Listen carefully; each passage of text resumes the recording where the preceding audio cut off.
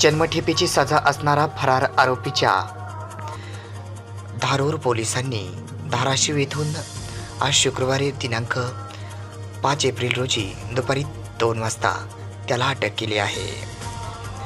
Dharur police Thane हद्दीमध्ये Dharur येथे 1.5 वर्षापासून प्रलंबित गुन्हा रजिस्टर नंबर 48/2022 कलम 224 भादवीमधील पाहिजे असलेला आरोपी नामे निलेश लक्ष्मीकांत व्यास राहणार तेर जिल्हा धाराशिव यास धाराशिव येथून धारूर पोलिसांनी अटक केली असून आरोपी यास जन्मठेपेची शिक्षा लागलेली आहे।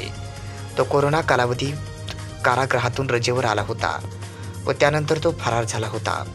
सुमारे 1.5 वर्षापर्यंत तो पोलिसांची नजर चुकवून फरार होता। त्यास तांत्रिक तपास करून अटक करण्यात आली आहे। त्याच्या अटकेसाठी धारूर पोलीस मागील 1 महिन्यापासून त्याच्या मागावर होते, परंतु तो हाती लागत नव्हता।